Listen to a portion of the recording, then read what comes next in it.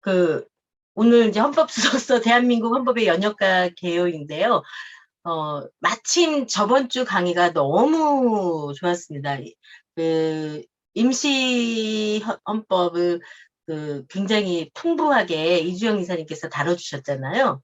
네, 그래서 이미 그 시간을 하고 나서 지금 1948년 이후 대한민국 헌법을 좀 연역과 개요를 좀 보게 돼서 어, 다행스럽게 생각합니다.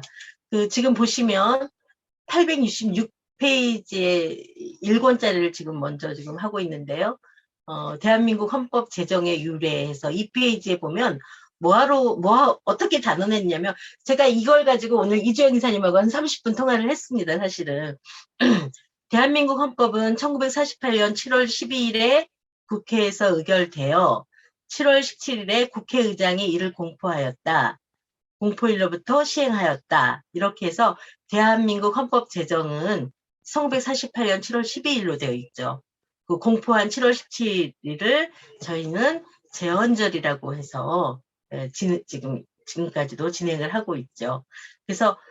그리고 이 공포된 헌법을 건국헌법이라고도 하고 제정헌법이라고 지칭하기도 하는데요.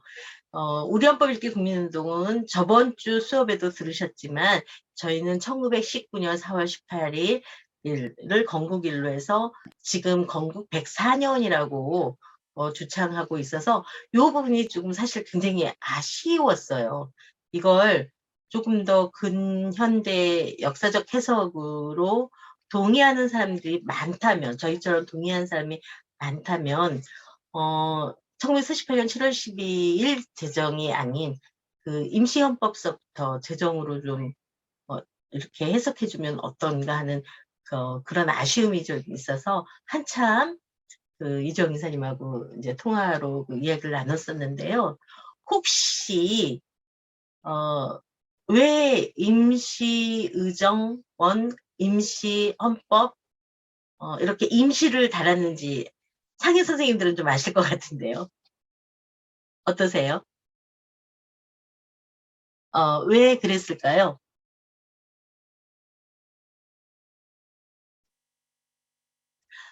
이제 임시의정원 국회가 국민 모두의 동의를 받지 못하고 그 당시에 급하게 국민 대표를 통해서 의정원이 만들어진 거잖아요. 그래서 헌법 공포까지 했기 때문에 앞에 임시정부, 임시의정원, 임시헌법 이렇게 임시제를 쓸 수밖에 없었답니다. 그래서 저희가 1945년 해방되고 나자마자 전 국민 투표를 통해서 대한민국을 제정했고 임시제를 떼고 그런 상황 때문에 아니 왜 임시를 왜 붙였을까요? 라고 하는 혹시 그런 의문 가지신 분 없으셨어요? 저희 1919년도에 역사 공부를 하신 히어로 쪽에서는 아마 이런 논의를 이미 토론을 하셨을 것 같습니다. 그래서 좀 아쉽지만 앞으로 좀 우리 국민들이 좀 공감대가 모두 일어나서 헌법조차도 임시헌법 자체를 우리 헌법 제정일로 좀 삼았으면 좋겠다는 생각이 듭니다. 저희가 지금 대한민국 헌법을 다루기 이전에 제가 동학혁명 패전개혁안하고요. 그 다음에 오지영의 동학사에 기록되는 12개의 조항, 그리고 가보경장의 홍범 14조, 요 세 가지를 좀 찾아서 선생님들께 이제 좀 보여드립니다. 요 세 가지를 한 번씩 읽을 건데요. 읽으시면서 1894년의 그때와 지금 100년이 훨씬 지난 지금 현재 이 시점에서 우리는 여전히 이 개혁, 그때 있었던 개혁안이라던가 그런 것과 지금 100년 후에 무엇이 달라져 있지?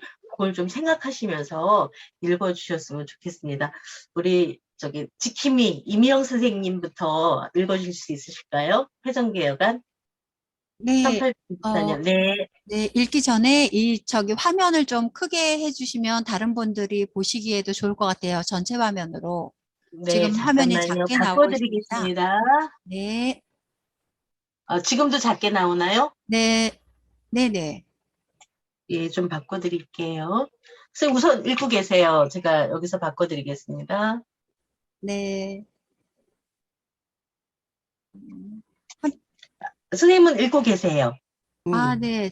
이거 1894년 동학혁명 전봉준 판결문에 기록된 회전개혁안 읽으면 되나요? 네네. 네. 1894년 동학혁명 전봉준 판결문에 기록된 회전개혁안 1. 전운소 화면이 바뀌었습니다. 죄송합니다. 네네. 전운소를 혁파할 것. 2. 국교를 더하지 말 것. 3. 보보 상인들의 작폐를 금할 것. 4. 돈의 환전은 구감사가 거두어 갔으니 민간에 다시 징수하지 말 것. 5. 대동미를 상납하기 전 각 포구 잠상의 미국 무역을 금할 것. 6. 동포전은 매호 봄 가을로 2냥씩 정전할 것. 곤역의 대가로 받던 세금. 7. 탐관 오리들을 아울러 파면시킬 것. 8. 위로 임금을 옹패하고 매간매직하여 국권을 농간하는 자들을 아울러 축출할 것. 9. 관장이 된 자는 해경 내에 입장할 수 없으며 또 논을 거래하지 말 것. 10. 전세는 전례에 따를 것. 11.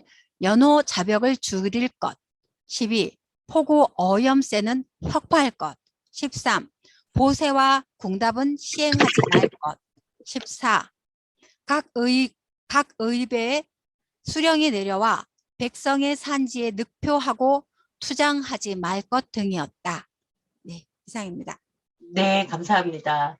그 다음 선생님 지명해 주세요. 이미영 선생님. 네, 상하이의 조정원 선생님 부탁드립니다. 음소거 해주시고요. 오지영의 동학사에 기록되어 있는 12개 조항. 1. 도인 정부는 묵은 감정을 싣고 서정을 할 것. 2. 탐관오리는 그 죄목을 조사하여 일일이 엄징할 것. 3. 횡보한 부호의 무리는 엄징할 것. 4. 불량한 유림과 양반 무리의 못된 버릇을 징계할 것. 5. 노비 문서를 불태워 버릴 것. 6. 칠반 천인의 대우를 개선하고 백정의 머리에 쓰는 평양 갓은 벗어버릴 것. 7. 청춘 가부의 계가를 허락할 것. 8. 무명 찹세는 일체 거둬들이지 말 것. 9. 관리의 채용은 지벌을 타파하고 인재를 등용할 것. 6. 10. 외와 내통하는 자는 엄징할 것. 11. 기왕의 공사체를 모두 무효로 할 것. 12. 토지는 평균으로 분작하게 할 것 등 12개 조항의 개혁안이 실려 있다. 농민군이 제시한 폐정개혁안에는 징세 제도의 개혁, 탐관오리의 처벌, 중소상인층의 보호, 사회적, 정치적 개혁 등에 관한 요구 등을 담고 있었다. 어떠세요? 이게 130년 전에 개혁안들이잖아요. 그런데 지금 130년이 지난 오늘날에도 저희는 개혁이라고 하는, 그죠? 개혁이라고 하는 것들을 여전히 소리 높여서 목소리 내고 있지 않습니까?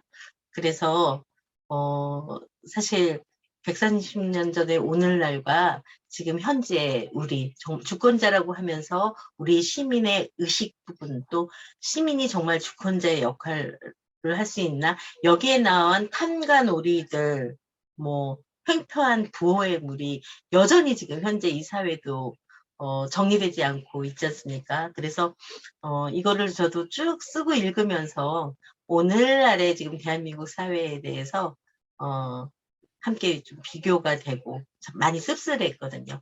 자, 다음 거 맞아. 홍보 14조도 좀 한번 읽어보겠습니다. 이명 선생님, 예, 지명해 주세요.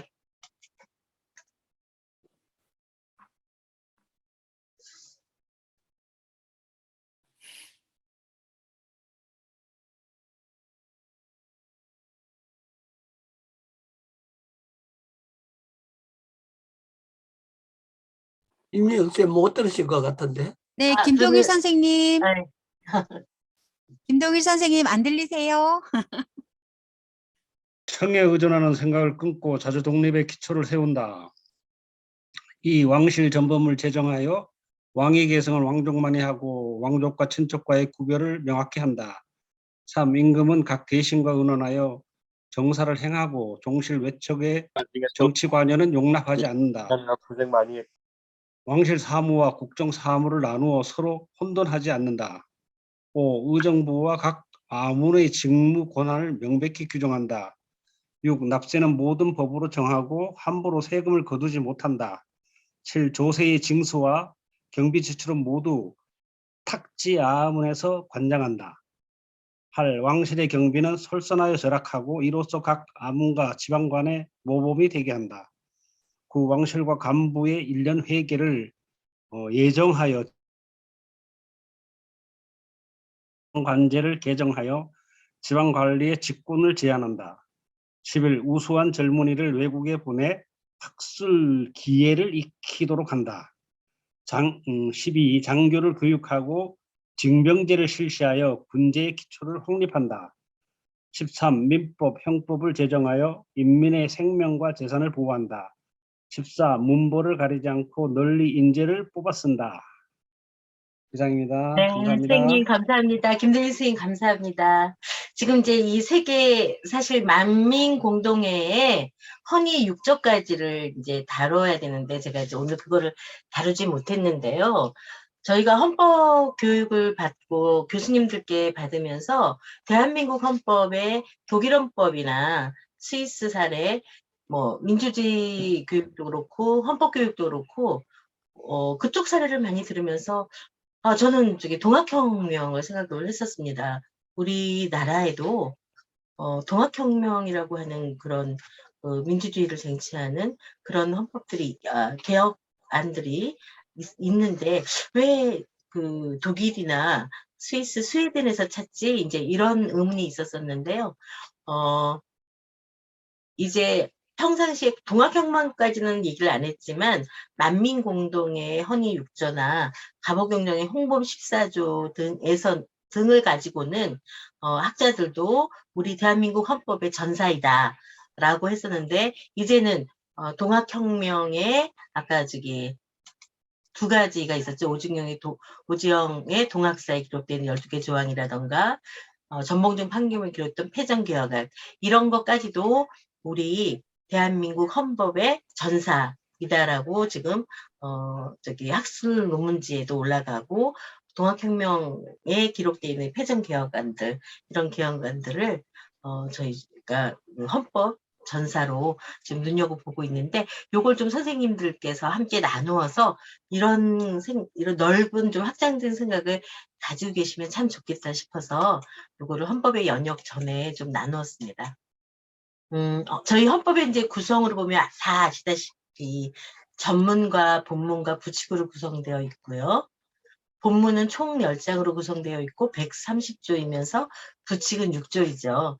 저희가 헌법 강의할 때 학생들한테 헌법 강의할 때 그 헌법은 뭐 최고의 상위법이고 이렇게 하고 헌법의 그 다음에 구성을 이렇게 이야기를 해줘요. 여기까지는 아마 많이 아실 겁니다. 저희 헌법의 기본 원리에서 선생님들 이제 이거는 뭐 암기하거나 그러실 필요 전혀 없습니다. 우리 헌법의 기본 원리가 이런 것들이 있는데 내가 미처 이런 것들이 있는 줄은 못 봤었네. 좀 이렇게 좀 새롭게 들으시는 내용이 있으면 참 좋겠는 거예요. 그래서 저희 헌법의 기본 원리는 제일 먼저 국민주권주의는 누구나 아시죠? 1조 1, 2항에 다 있잖아요. 그 다음에 헌법 분립주의라고 해서 저희 상권 분립이라고 하잖아요. 입법, 행정, 사법. 그런데 사실은 저희가 기본 원리가 헌법 분립주의에 있는데 저희가 지금 상권 분립이 되어 있어? 이런 것들은 각자 시민의식을 가지고 좀 들여다봐야 되는 것이 있는 겁니다. 네. 사법권이 잘 독립되어 있나? 그렇지 않거든요. 그런 걸 좀 잘 보셨으면 좋겠고요. 기본권 보장이 저희 기본 원리이고 방어적 민주주의, 평화통일주의, 국제평화주의 이렇게 하면 이제 제가 이렇게 키워드를 읽으면 한 몇 조 몇 조가 막 이렇게 떠오르실 거예요. 저희 평화통일주의 몇 조 있죠. 국제평화주의도 있고 수정자본주의적 경제질서. 저도 그 기본원리에서 우리가 수정자본주의적 경제질서야? 라고 하는 것을 하면서 다시 그 119조를 다시 한번 봤거든요. 헌법에는 그렇게 되어 있는데 생활에서 우리 현실에서 그게 지금 작동이 안 되고 있더라고요. 물론 개헌할 때 이 수정자본주의적 경제질서 또는 수정자본주의에 더 나아가는 저희 모든 국민들이 공론화하고 공감되어서 이 경제 부분에서 조금 더 개헌될 부분이 있긴 하지만 지금 현재 수정자본주의적 경제질서를 저희 헌법에 나타내고 있더라고요. 그다음에 법치주의가 이렇게 헌법의 구성으로 있습니다. 네. 자, 그러면 그 연역에서 저희가 몇 공화국까지 있죠? 현재? 몇 공화국 헌법까지 있죠? 김영태 이사장님은 아시죠? 6공화국. 6공화국까지 있죠. 네네.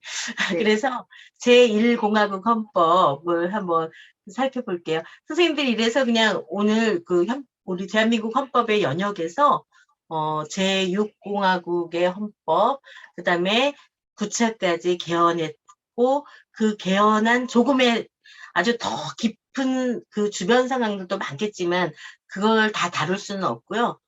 기본적인 사항들을 좀 읽으면서 그 1948년부터 지금 2022년까지 저희 헌법에 대해서 조금 약간 확장되게 좀 생각을 갖는다라는 하는 가벼운 마음으로 함께 하시면 될 것 같습니다. 아까 조정원 선생님 읽으셨나요? 예, 음소거하시고 제1공화국 헌법을 좀 읽어주시면 다른 선생님들도 함께 마음으로 읽으시면서 요거를 좀 담으실 것 같습니다.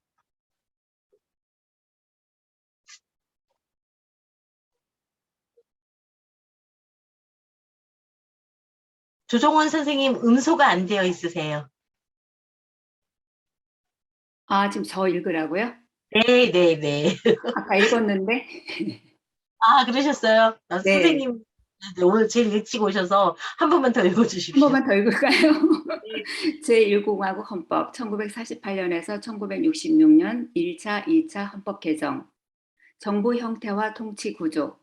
대통령제와 의원 내각제의 혼합된 형태에서 대통령제를 기본으로 함.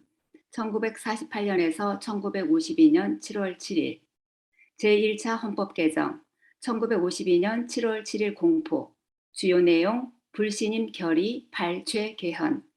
1950년 5월에 실시된 제2대 국회의원 선거에서 반 이승만 세력이 승리하여 이승만은 다시 대통령이 될 수 없었다. 여당은 정부 통제를 기반으로 하는 국민직선제를, 야당은 의원 내각제 개헌안을 제출하였으나 모두 부결됐다. 이에 이승만은 6.25 전쟁 와중인 1952년 7월 4일 여당과 야당 헌법안을 짜집기 한 바 발췌 개헌안을 만들고 폭력과 불법 수단으로 국회의원을 감금하고 협박하여 공고 절차, 독회 절차, 자유 토론 절차를 모두 생략한 채 강압적으로 헌법 개정안을 통과시켰다. 전쟁 와중에 이루어진 위헌 불법 개헌이었지만 군대를 동원한 무력 앞에 무기력했다. 헌법은 무력 앞에 무기력하다.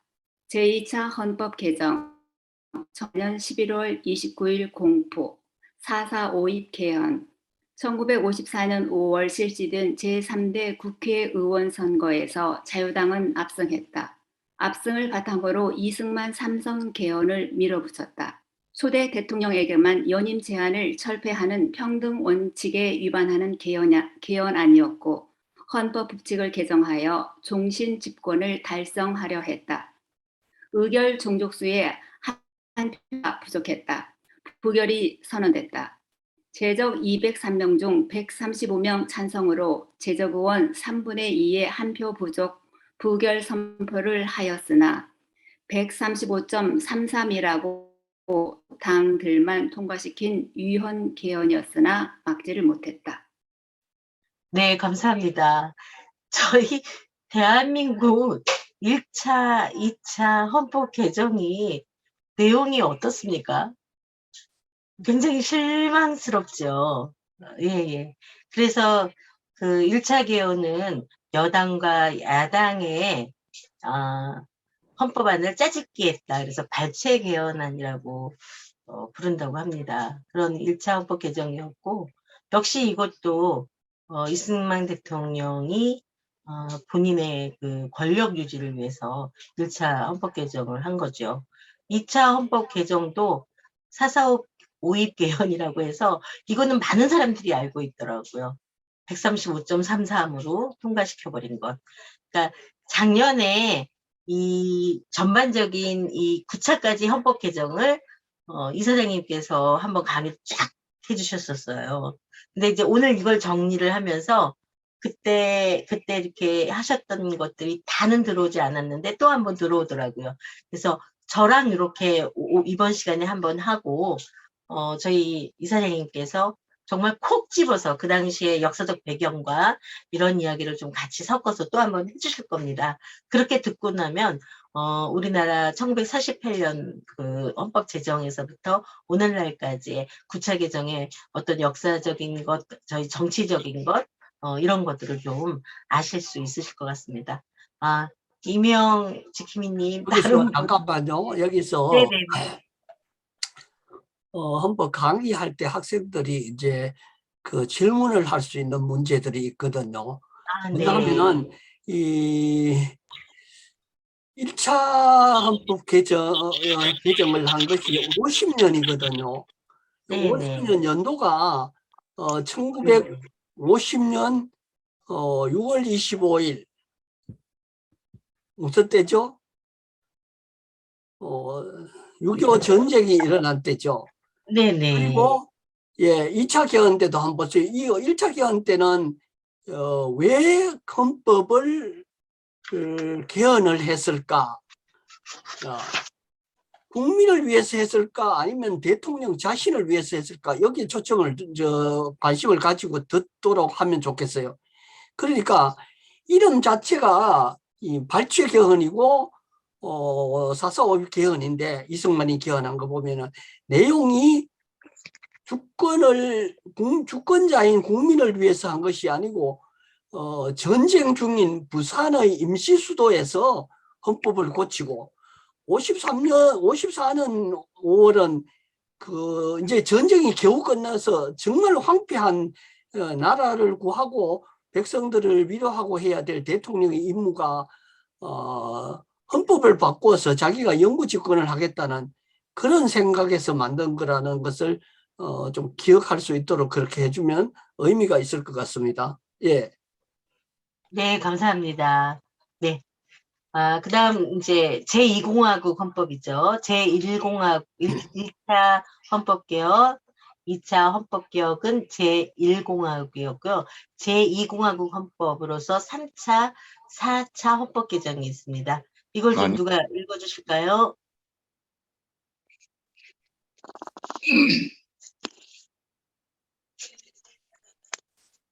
지금 기침하신 선생님 지금 읽어주시면 좋을 것 같은데 제2공화국 헌법.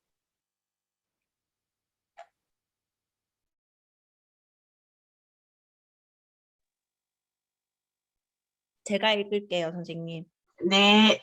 제2공화국 헌법 1960에서 62년 3차에서 4차 3차 헌법 개정 1960년 6월 15일 공포 1560년 3.15 부정선거에 저항하여 4.19 학생혁명이 일어나서 4월 27일 이승만 대통령직을 사임 허정 대통령 직무대행 가도 정부시 의원 내각제 채택을 핵심으로 한 압도적 찬성으로 의결 국민의 기본적 권리 강화, 정당 해상은 헌법재판소 판결, 선거 연령 20세 이하로 인하, 공무원의 정치적 중립 보장, 완전 의원 내각제로 죄송해요, 목이 잠겨요. 완전 의원 내각제로 대통령은 의례적 형식적 지위로 한정, 헌법위원회와 탄핵재판소, 폐기 헌법재판소 신설, 사법의 독립과 민주화를 위해 대법원장과 대법원관은 법관의 자격을 가진 선거인이 선거인단이 선출케 하고 법관은 대법원장이 임명, 선거의 공정을 위해 중앙선거위원회 신설, 경찰의 중립을 위해 필요한 기구 설치, 지방자치단체의 장을 직선으로 읍면동장 직선제, 서도기본법의 영향을 받음, 4차 헌법 개정 1960년 11월 29일 공포, 3.15 부정선거자들의 처벌이 미약하여 항의 시위자들이 국회를 점거 반민주 행위자 처벌 등을 위한 소급 입법, 형사처벌 및 참정권과 재산권의 제한을 위한 헌법적 근거 마련을 위함, 5.16 군사 반란으로 4.19 혁명의 민주화 투쟁으로 얻은 헌법은 물거품되었다. 예, 감사합니다. 얻은 오타가 났는데 죄송하고요. 선생님, 아이고, 목소리 저기 잠기는데도 읽어주셔서 감사해요. 아까 제1공화국 1, 2차 헌법은 답답했었죠. 예, 그 대통령 개인의 권력 유지를 위해서 1차 개헌, 2차 개헌이 엉망으로 돼 엉뚱한 1차, 2차 개헌이 있었는데 3차, 4차 개헌은 어떠신가요? 그 4.15 부정선거에 저항하여서 4.19 학생혁명이 일어났죠. 그리고 4월 27일 날 이승만 대통령이 대통령직을 사임하고 그리고 이제 개정된 헌법이거든요. 여기에서 보시면 기본권 권리 강화도 되었고요. 선거 연령 20세 하향도 있었고요. 그리고 여기 보면 대법원장과 대법관이 죄송합니다. 대법원장과 대법관이 그 법관의 자격을 가진 선거인단이 선출케 했지 이때는 대통령이 선출하지 않았어요. 지금 저희가 이제 사법 부분이 아까 저희가 정말 삼권 분립이 되었어? 이럴 때 지금 사법부가 삼권 분립이 되어 있나요?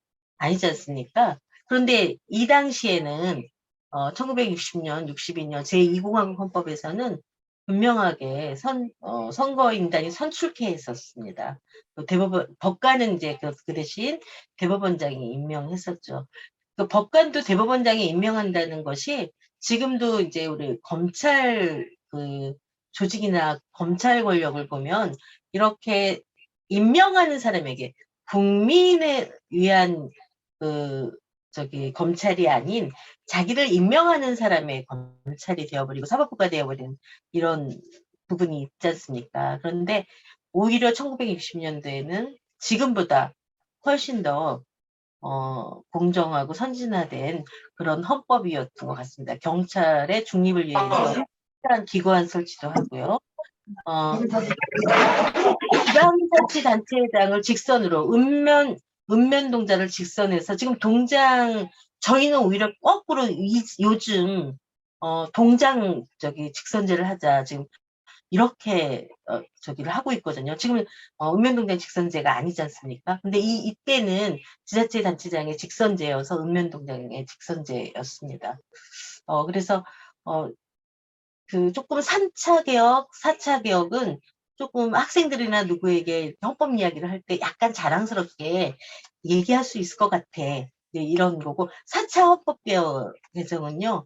3.15 부정선거자들의 처벌을 미약하게 했다고 이제 항의 시위자들이 국회를 점거했죠. 점거해서 반민주 행위자 처벌 등을 위한 소급 입법이나 형사처벌 및 참정권, 재산권의 제한을 위한 헌법적 근거를 마련하기 위해서 4차 헌법을 개정했는데 이것이 이렇게 좋은 3차, 4차의 헌법이 지속되지 않고 5.16 군사 반란으로 4.16 혁명의 민주화 투쟁으로 얻은 이 3차, 4차의 헌법이 물거품이 되었다는 그런 아쉬움이 있습니다. 네, 다음 선생님 이명 이사님 좀 지명해 주세요. 우리 선생님. 네, 잠깐만 한 가지만요. 네네. 드리고 우리나라 역사에서 헌법을 9차례 9번 고치잖아요. 현재 현행 헌법이 제9차 개헌 헌법인데 국민의 뜻에 의해서 헌법을 개정한 것은 4.19 혁명에 의해서 개정된 3차 개헌과 그 다음에 4차 개헌 요 개헌과 뒤에 현행 헌법인 9차 개헌 그거는 6월 항쟁에 의해서 헌법 바꾼 거죠.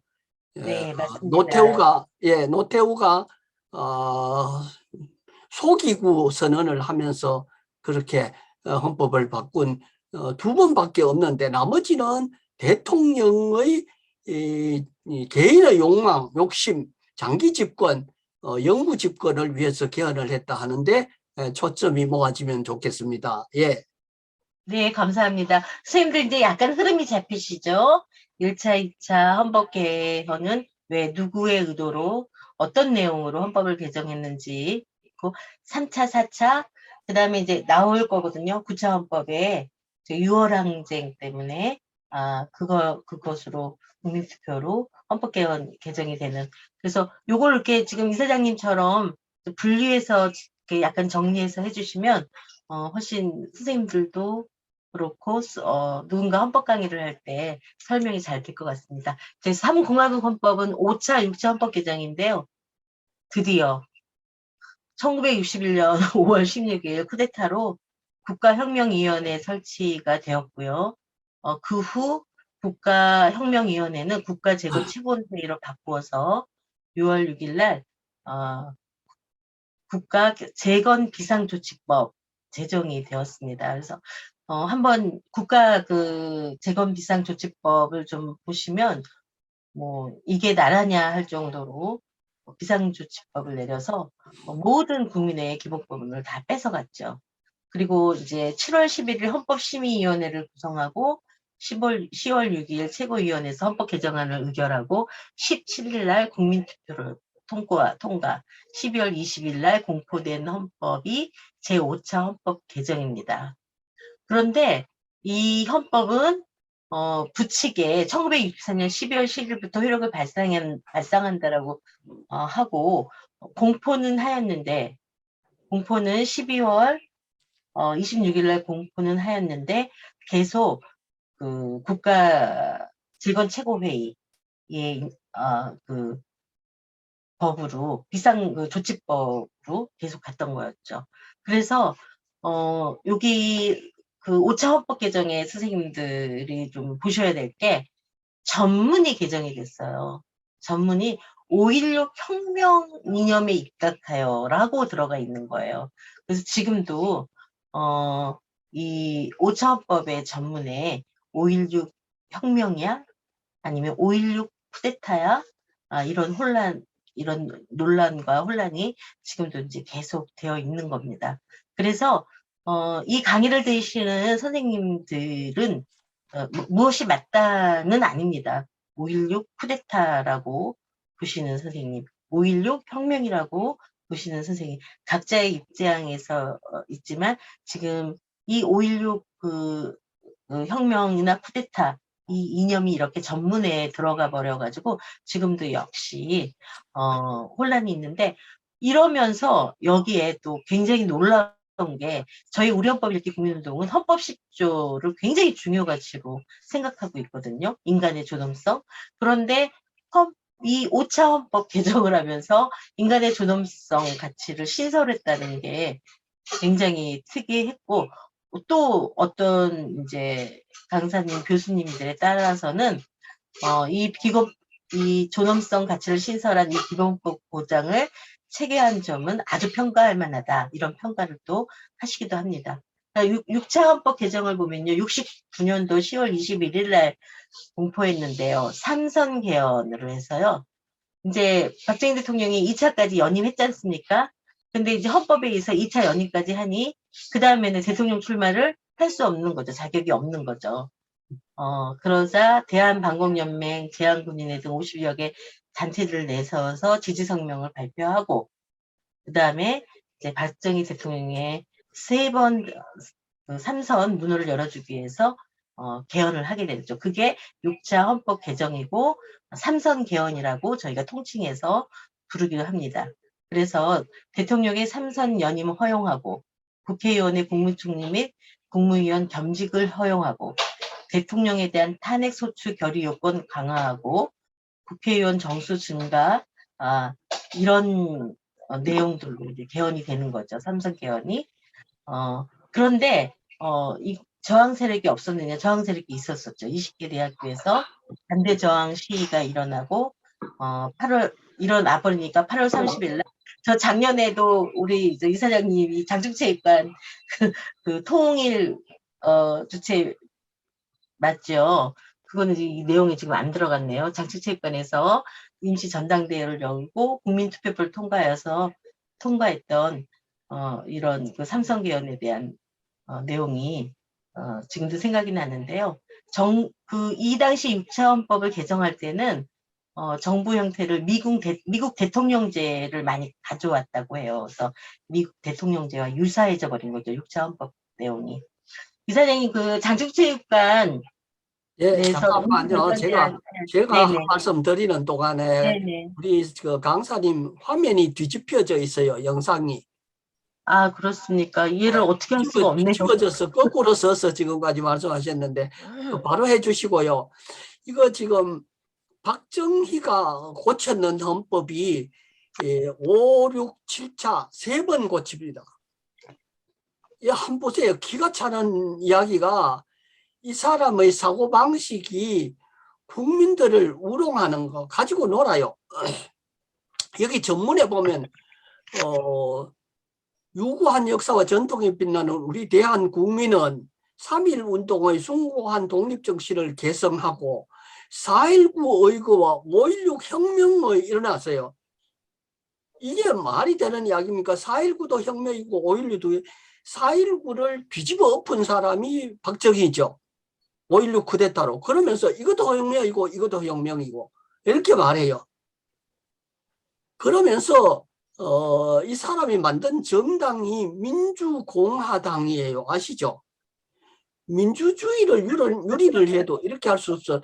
민주주의니 공화주의니 하는 것은 이 박정희하고는 전혀 어울리지 않는, 이거 대한민국의 제헌헌법을 제헌헌법을 발표한 이승만도요,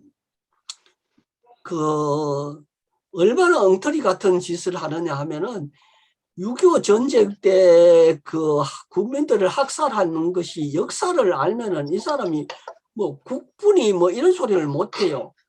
그런데 1차 대통령, 그 재헌 대통령에 한해서는 종신 집권을 하도록 만들다가 4.19 혁명에 의해서 쫓겨난 사람이 이승만인데, 그런 사람을 국부라고 그렇게 추앙하는 사람들이 있고요. 박정희가 했는 게 이런 겁니다. 지금 혁명을 뒤집어 엎으면 옛날 같으면은 뭐예요? 이런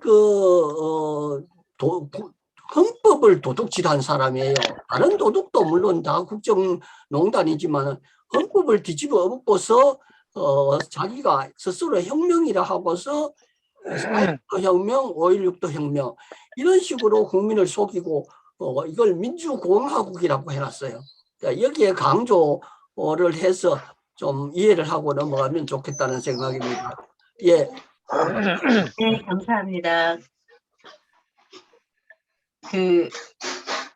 이제 저하고 이사장님하고의 다른 표현은 뒤집어 엎었어요. 이런 말을 저는 조금 못 쓰는데, 그래서 이사장님 강의를 좀 항상 시원시원합니다, 마음이. 자, 그리고 이제 4공화국 헌법을 보면요, 7차 헌법 개헌을 한 건데요. 72년 12월 27일 공포여서 여러분이 전부, 누구나 거의 다 아는, 헌법을 잘 모르는 사람도 유신 헌법은 전부 알더라고요. 그래서 10월 17일에 선포된 유신 체제하에서 11월 20일 국민투표로 확정된 헌법이고요. 한국 헌정사상 7차로 개정된 제4공화국의 헌법이고요. 1972년 10월 17일 국가 긴급권을 발동하여 국회를 해산하고 정치활동을 금지하는 동시에 적인 비상계엄령을 선포한 뒤에 11월 21일 국민투표를 통해 유신헌법을 확정하였고 대통령 취임일인 12월 20일에 공포 시행되었어요. 사실상 유신헌법은 박정희 대통령의 장기 집권을 위한 개헌으로서 국민의 기본권 침해, 권력구조상에 있어 대통령 권한의 비대로 독재를 가능하게 한 헌법이었죠. 대통령 권한을 대폭 강화하고 기본권을 제한한 거죠. 기본권 제한을 보다 쉽게 했고 통일주체 국민회의에서 대통령을 선거하도록 했습니다. 대통령 임기를 6년으로 하고 중임제를 철폐하였고 지방의회 구성을 유보하도록 했죠. 아까 그 지방 읍면동장을 직선으로 하겠었잖아요. 지방의회 구성을 유보하도록 하여서 지금 지방분권이나 지방자치제를 막아놨던 거였어요. 다시 이제 저희가 읍면동장 그 직선제라던가 이런 걸 저희가 지금 쟁취해야 되는 거이죠. 그래서 유신헌법은 긴급조치의 악용과 남용이며 박정희 대통령의 당장의 손안이라고 이렇게 좀 선생님들하고 했는데 여기에 이 소장님 유신헌법에 대해서 한마디 더 해주세요.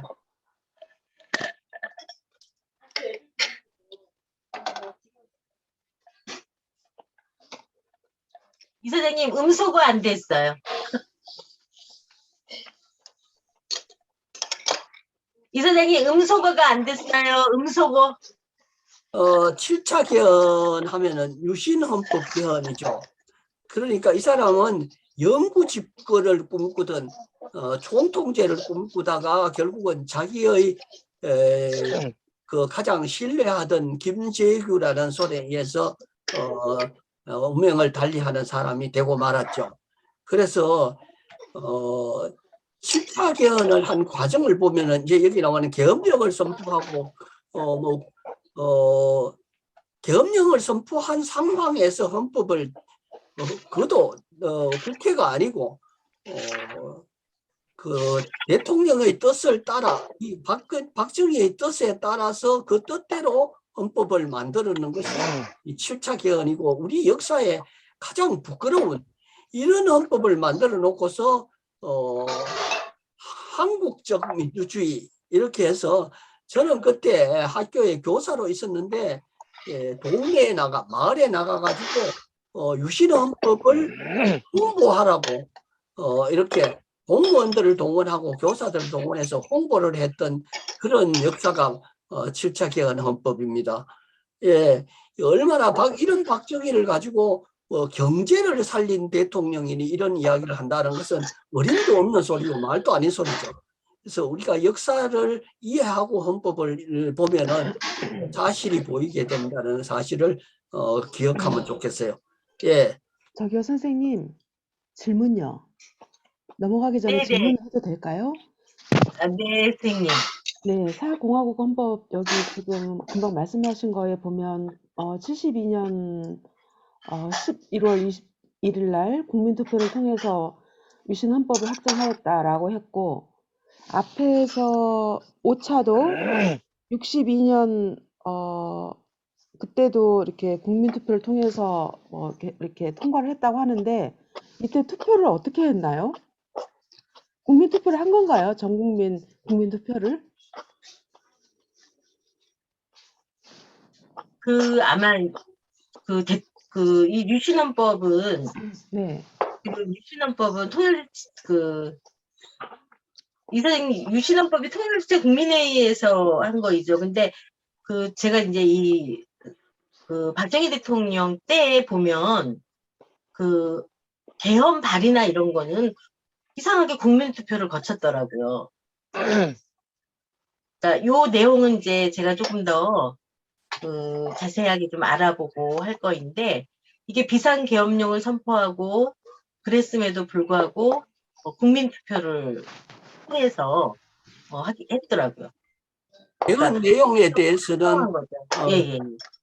그 강의에 그게 따로 강의 시간이 있기 때문에 네. 헌법에 대해서는 이야기할 시간이 있을 겁니다. 예. 네, 유신헌법만 가지고 다룰 건데 저도 이걸 의아해했어요. 이렇게 비상계엄령을 선포할 정도로 이렇게 했고 통일주체 국민회의를 통해서 대통령 선거는 통일주체 국민회의도 하도록 했는데 왜 국민투표 11월 21일 날 국민투표로 확정했지? 이런 거에 맞습니다. 네. 아니 뭐 당권 선거 하니까 가능하죠. 네네.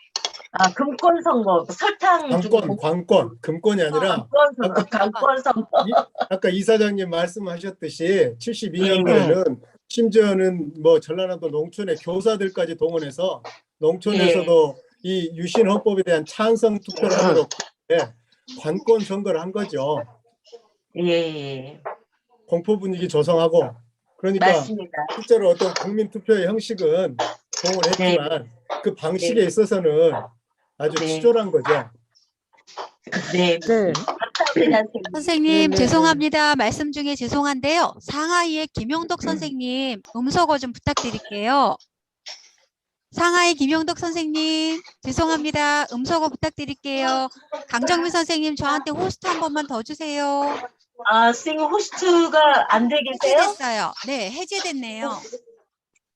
네, 제가 음소거 해드릴 테니까 상하이 김용덕 선생님 계속 소리가 나고 있거든요. 네, 네, 제가 음소거 됐네요. 네, 감사합니다. 네, 비록 이제 관건 선거였을 거라고 저도 생각이 듭니다. 그런데 3차나 4차나 계속 이렇게 관건 선거를 통해서 통과를 한 거네요. 그래서 이걸 좀 확인하고 싶었어요. 헌법이라는 것 자체가 워낙에 중차대한 사안이기 때문에 그냥은 넘어갈 수가 없고 어쨌든 3차, 4차, 뭐 5차, 6차도 다 이렇게 투표라는 형식을 통해서 한 것인가요? 제가 3차 말씀 한 가지만 이거는 보탤까요? 4.19 혁명에 의해서 이루어진 국민의 뜻이 반영된 헌법이고요.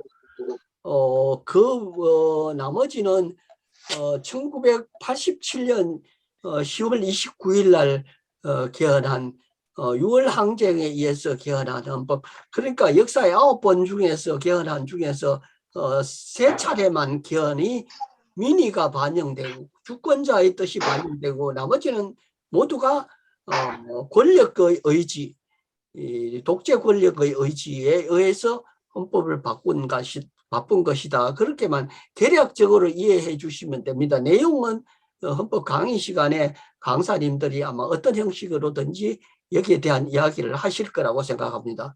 예. 알겠습니다.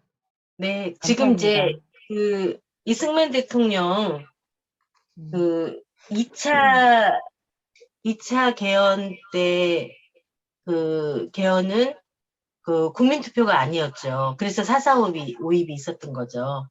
203명의 국회의원들이 투표를 했던 거이고요. 맞습니다. 박정희 대통령 때의 이 헌법 개정은 이상하게 국민투표를 다 거쳤더라고요. 그래서 네. 저도 네. 굉장히 의아했었습니다. 감사합니다, 선생님. 네네. 예, 예. 감사합니다. 자, 그럼 이제 505개 8차 헌법 개정으로 넘어가면요. 그래서 박정희 대통령의 그 독재가 끝났나 했더니, 저희 다시 또 추운 겨울이 왔죠. 1979년 이제 박정희 대통령이 급서하고 전두환 국가보위 비상대책위원회 상임위원회 위원장이 통일주 국민회의에서 대통령으로 선출됐고 대통령의 취임한 후에 정부 개헌심의위원회에서 확정된 헌법 개정안이 1980년 10월 역시 국민투표에 회부되어서 확정되었습니다. 이게 이제 8차 헌법 개정이 된 거죠. 그래서 공포일로부터 시행되었으며 주요 내용은 대통령 임기를 7년 단임제로 했더라고요. 7년. 그 다음에 대통령의 간선제, 대통령의 비상조치권, 대통령의 국회 해상권, 행정심판의 헌법적인 근거가 마련되었고 통일주체 국민회의의 폐지, 이때는 통일주체 국민회의가 폐지가 됐더라고요. 국정조사권 신설, 일반 법관 임명권을 대법원장에게 부여한 것 등이 지금 8차 헌법 개정안에서의 주요 내용입니다. 그런데 8차 개정 헌법은 7차 개정 헌법의 헌법 개정 절차에 따라 개정되었지만 역시나 또 새로운 정치 주도 세력에 의해서 추진된 거잖아요. 예. 뭐 군부의 또 새로운 정치 주도 세력이 추진되었고 국민이 참여해서 이루어진 것으로 보아 헌법을 이제 새로 만든 헌법 개정이 아니고 이건 헌법 제정 아니냐 이렇게 보는 분도 계시지만 대법원에서는 8차 개정 헌법도 헌법 개정에 해당된다고 이런 공론이 있었습니다. 그래서 8차 헌법 개정은 1980년 10월 27일에 공포된 헌법입니다. 네. 그리고 이제 8차 개헌은 전두환이 헌법을 고친 거라고 생각하시면 제일 쉬울 것 같습니다. 아시다시피 그 1980년 10월 27일 12.12 사태 아시죠? 그 12.12 사태로 국가보위 비상대책위원장을 하던 전두환이 정권을 장악해서 광주의 그 저항을 학살로 무너뜨리고 대통령이 집권해서 만든 헌법. 우리 역사의 헌법 순환사라고 볼 수 있을 만큼 정말 그 주권자들이 유린당한, 헌법이 유린당하고 주권자가 유린당한 헌법 중에서도 박정희의 유신헌법과 제5공학 전두환이 고친 헌법이 가장 부끄럽고 그런 헌법이 그 7차 개헌과 8차 개헌이라고 이렇게 이해하시면 될 것 같습니다. 예. 자, 이제 드디어 제6공화국, 현재는 저희가 이제 헌법은 제6공화국이죠. 1987년도 9차 헌법 개정이 있었는데, 아까 다시 더듬어 가 보자면, 1, 2차는 이승만 대통령의 권력 자극을 위해서 개정이 되었는데, 3.15 부정선거 때문에 온 국민이 직접 저항을 해서 헌법 개정이 되었던 게 3차, 4차였잖아요. 아까 말씀하셨듯이 역시 1987년도에 그 4.13 호언선언으로 개헌 논의가 이제 중단되고 큰 파장이 일어났죠. 그래서 6월 항쟁, 여러분도 아실 거예요. 1987 6월 항쟁이 일어났고 거기에 이제 박종철 고문 칠사 사건, 이한열 사망 사건 등으로 이제 6월 민주항쟁이 아주 크게 횃불이 되어서 일어났죠. 그리고 6.29 이제 노태우 대통령이 6.29 선언을 통해서 직선제 개헌을 수용했습니다. 1987년 6월 민주화 운동과 그로 인한 많은 희생의 결과로 9차 헌법 개정이 이루어지게 되었는데 내용으로는 대통령 5년 단임제, 현행 지금 대통령 5년 단임제이죠. 장기 집권에 대한 근본적이지는 않지만 그래도 국민들이 이룩한 대비책이었고요. 국회 국정조사 및 감사권을 부활시킴으로써 의회 민주제를 표방했고 헌법재판소도 아까 폐지된 헌법재판소도 다시 설립시켰습니다.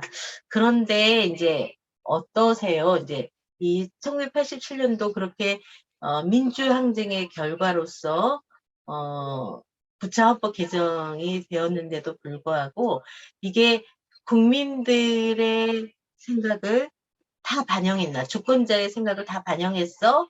라고 물어본다면 이 역시도 주권자보다는 엘리트들의 대의하는 국회나 그런 사람들에 의해서 그 헌법의 내용들이 더 많이 개정되어 있지 않나 하고 2017년도에 저희가 잠시 대통령이 헌법 발의를 한 적이 있었죠.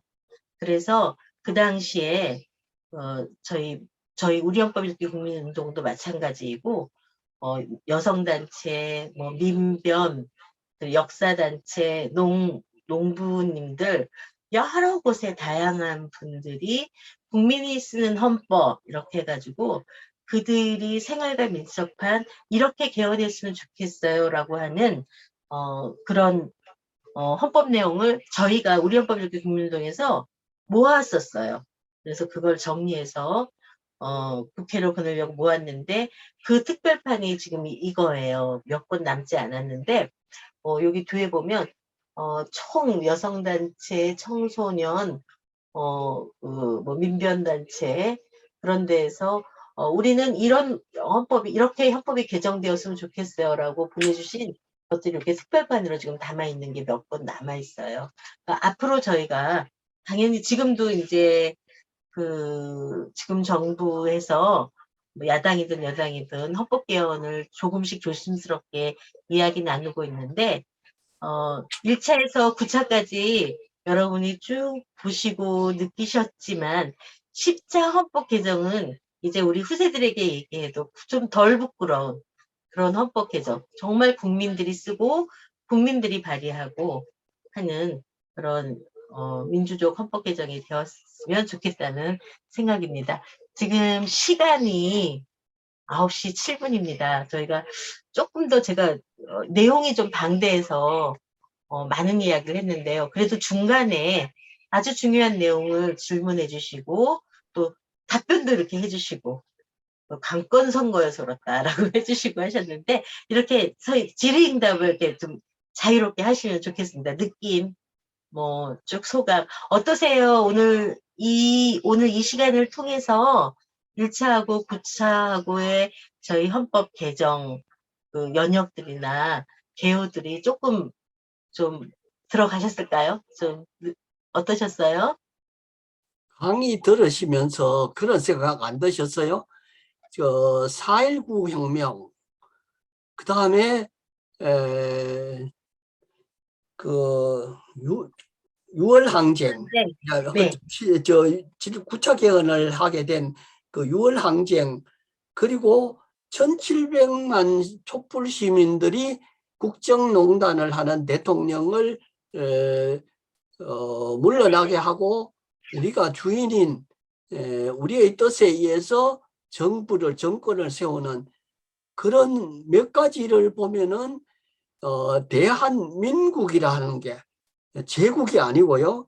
대한민국이라 하는 그 뜻이 나라의 주인이 주권자인 국민이다 하는 것. 이 권력자들이 아무리 개인의 집권 야욕을 가지고 장기 집권의 꿈을 꾸든지 헌법을 뒤집든지 해도 결국은 꿋꿋하게 주인이 다시 주인으로서 역할을 했다 하는 이런 내용에 초점을 두고서 우리 헌법을 앞으로 공부를 해 나가면 좋겠다는 그런 생각이 듭니다.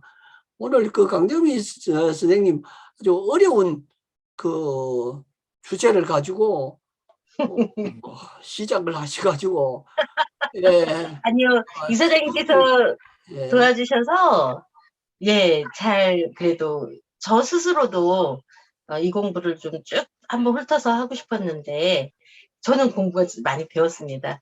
그리고요, 지금 저희가 국민들이 헌법 개헌하는 발의안이 있습니까? 없거든요.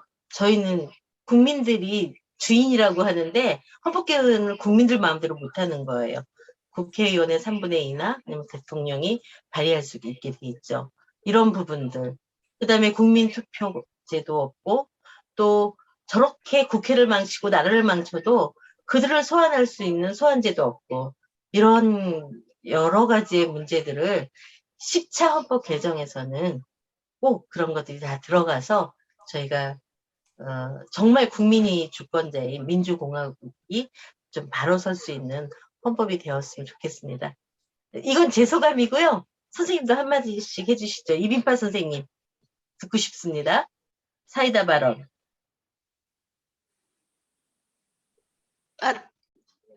아유, 잘 들었습니다. 전혀 고민 안 했던 부분들을 짚어주셔서 오늘 정말 고맙고요. 제가 몇 가지 오타를 네네. 채팅방에 지적을 해드렸고요. 네, 감사합니다. 나중에 확인시켜 주십시오. 정확하게 네네. 저희들은 잘 모르니까. 네네. 어쨌든 국민투표 아까 홍정희 선생이 질문하셨던 내용 저도 굉장히 궁금했었거든요. 근데 기억으로는 그때 밀가루 포대랑 고무신이랑 뭐 갈비탕을 얻어먹으러 갔던 그런 기억들이 저도 있어서 사실은 엄마 따라 아빠 따라 그렇게 갔던 내용들이 결국에는 이렇게 세상을 망쳐왔던 부분들에 대한 이게 국민들의 자성의 노력이 분명히 있어야 되지 않겠나라는 생각하게 됐습니다. 고맙습니다. 네, 감사합니다. 네, 아까 우리- 김필 선생님께서 네. 제5공화국 할 때요, 네네. 말씀하시려고 했던 게 있는데 그 말씀 네네. 좀 듣고 싶습니다. 김필 선생님 예. 부탁드릴게요. 아니 이제 저는 오늘 강의 들으면서 제가 제 소감 먼저 말씀 한 가지 잠깐 드릴게요. 최소한 1차, 2차 개헌, 발췌 개헌하고 4.4, 5.입 개헌 같은 경우에는 이게 네. 국회에서 진행됐으니까 꼭 이승만의 책임도 물론 있겠지만 그 당시에 네네. 있었던 동조했던 국회의원들에 대한 어떤 역사적인 책임도 물어야 되고요. 그 다음에 예를 들어서 모든 헌법은 누군가 헌법학자나 법조인에 의해서 이 초안이 만들어냈으니까 유신헌법을 초안을 했던 이런 헌법학자들에 대한 역사적 비판도 있어야 되고요. 그래서 이제 그 지금 오늘 이렇게 대략적으로 말씀하시는 내용이 우리 헌법이 어떻게 개정되어 왔는지에 대한 그 이해는 가지만 우리가 앞으로 이런 일이 반복되지 않기 위해서 누구를 응징하고 누구를 경계해야 될지는 좀 모호한 부분이 있는 것 같아요. 그리고 이제 선생님. 아까 그 제가 1972년에 국민학교 2학년이었거든요. 전라남도 농촌에서 학교를 다녔는데 그 당시에 제가 배운 노래를 지금도 기억해요. 제가 나이가 이제 60이 다 됐는데 그 어떻게 이렇게 그 국민들한테 세뇌를 했냐면 국민학교 2학년짜리한테도 노래를 일하시는 대통령 이 나라의 지도자 3.1 정신 받들어 사랑하는 결의에 5.16 이룩하니 6대주에 빛나고 70년대 번영은 팔도강산 꽃폈네 구국의 새 역사는 10월 유신의 정신으로 이런 노래까지 가르쳤어요. 아니, 선생님. 아니, 대단하시네요. 선생님 어떻게 하셔? 저는 스승의 은혜나 어버이나 어머님의 은혜, 뭐, 이런 걸 외우고 있는데, 선생님, 아유, 정말. 그 당시에 이럴 정도로 공포 네네. 분위기 조성하고 관권, 네. 금권, 뭐 심지어 선생님들 동원해서 애들 세뇌할 정도로 이렇게 해서 네네. 치러진 국민투표거든요. 그러니까 치졸한 거죠. 네네. 아까 그래서 제가 이 말씀 드리려고 했습니다. 네. 아이고, 네, 감사합니다. 저희 이제 주권자 헌법교육 활동가가 이렇게 조금 천천히 1년을 쭉 하면서 지금 김 선생님 말씀처럼 이 문장과 문구에 있는 이런 해석보다는 그 이면에 있는 정말 어떻게 깨어있는 시민으로서 이런 걸 바라봐야 되고, 그리고 10차 헌법 개정에 있어서는 저희 민주 시민의 몫을 다할지 이런 것들이 좀 함께 공감되고 또 실천하는 그런 저희 활동가들이 되었으면 좋겠습니다. 김필생님 오늘 너무 감사해요. 노래까지 불러주시고. 그런데 저는 그때 유학가 있었나 봐요. 그 노래를 제가 모르겠네요. 제가 김필생님하고 나이가 별로 차이가 안 나거든요. 근데 아마 그쪽의 분위기가 더 많이 그랬었는가 봐요. 저는 이제 경기도 서울 쪽에 있어가지고 어이구, 예, 그 노래 내용이 진짜 너무 말도 안 되네요. 네, 우리 다른 선생님 한 분 이야기 더 듣고 오늘 마칠까 봐요. 네, 지난 시간하고 이번 시간은 헌법에 비하면은 전문에 해당된다고 생각하면 되겠습니다. 총론. 그리고 이제 다음 수요일부터는 강론에 들어가서 구체적인 그 헌법이 담고 있는 철학이나 가치관을 가지고 이야기를 듣게 될 것인데요. 그렇게 이해해 주시고 다음 시간부터 다음 6월 1일은 제 차례인 것 같습니다. 그때부터 이제 하나씩 풀어나가도록 그렇게 하겠습니다. 그리고 강의를 들으면서 느끼셨겠지만은 강사 혼자서 하는 것이 아니고 차이나는 클래스인가 뭐 거기처럼 수강하시는 선생님들이 질문도 들어가며 답변도 하고 이런 식으로 진행을 할 거니까 중간에 말씀하시는 걸 궁금하신 점은 그때 이야기를 해주시면 좋을 것 같아요. 이사장님, 제가 자꾸 한 이야기를 하려고 그러다가 기회가 안 오네요. 예, 제 이야기 소리 안 들립니까? 잘 들립니다, 선생님. 예. 10월 그 유신 그 개헌했던 것은 제가 그 짓기도 하고 계몽도 하고 했으니까 그게 또 짧은 이야기 하나 할게요. 아까 그 노래도 했는데 우리도 제가 지금 기억나는 게 있어요. 유신이잖아요. 10월 유신. 그걸 김유신을 갖다 이름을 붙이는 거예요.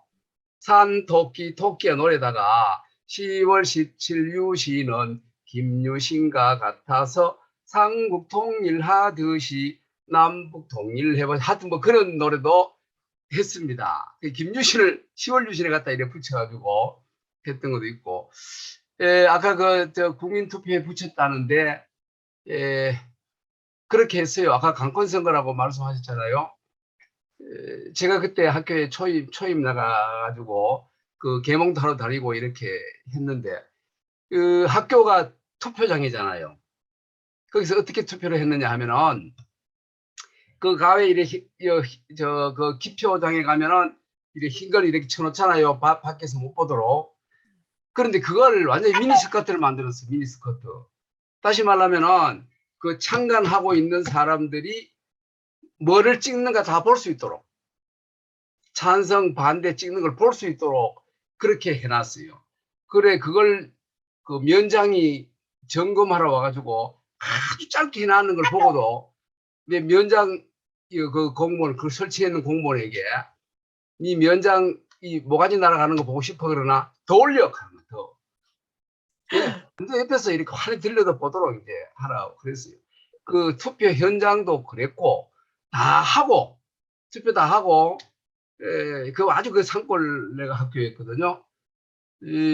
다 하고 이제 투표하러 못 앉는 사람이 거기에 이렇게 드러나잖아요. 아, 이 할아버지는 어디에서 사는데 못 왔다.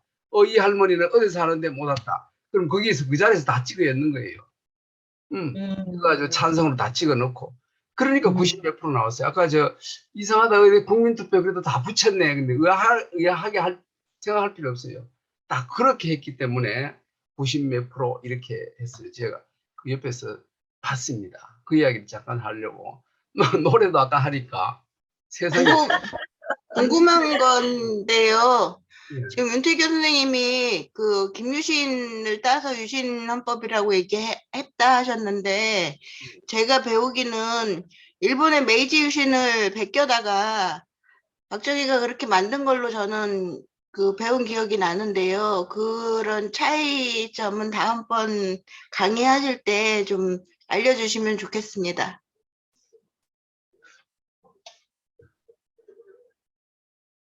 네네.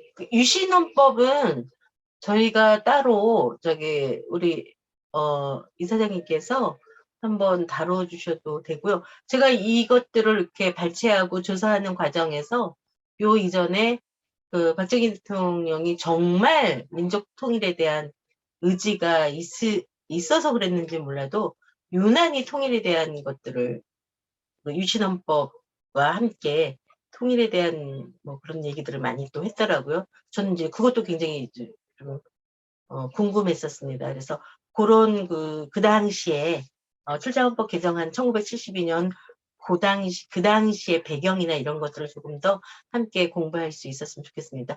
그러니까 지금 사실 저도 이걸 기대했었습니다. 우리 윤태규 선생님도 그렇고 아까 김필 선생님도 그렇고 이렇게 그 어릴 적의 경험과 그 사례를 가지고 있고 뜨거운 가슴을 가지고 계신 선생님들이 계시는 거잖아요. 저처럼 이렇게 무슨 유학 갔다 왔는지 그 두 가지에 지금 사실 그 노래 내용을 한 번도 들어본 적이 없는 저 같은 사람도 있고 이래서 이렇게 서로 배우는 것 우리가 또 배워서 잘 이런 걸 전혀 모르는 학생이나 사람들에게 좀 가서 잘 나누고 이야기 나눠주고 결국은 우리가 민주주의를 잘 지키고 주권자로서 행복하게 잘 살아가려고 지금 우리 헌법 읽기 국민운동이라는 시민활동을 하고 있는 거 아니겠습니까? 그래서 선생님들 오늘 35분이 참여해 주셨더라고요.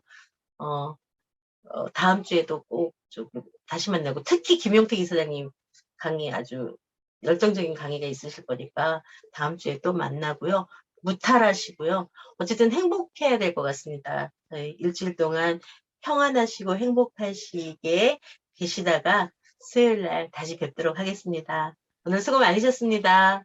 감사합니다.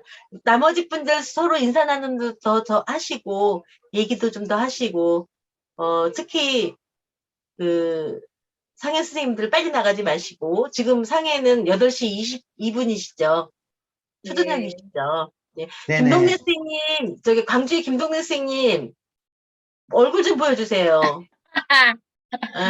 다음 주에 보여드릴게요. 다음 주에 보여주실래요?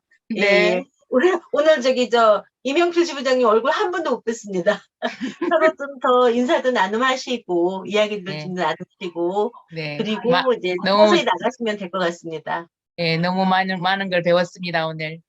아이고, 감사합니다. 더 열심히 제가 친절한, 친절한 강정미가 되도록 열심히 공부해서 선생님들하고 나누겠습니다. 수고 많으셨습니다. 감사합니다. 감사합니다. 수고하셨습니다. 수고하셨습니다. 건강하세요. 감사합니다. 수고하셨습니다. 감사합니다. 수고하셨습니다.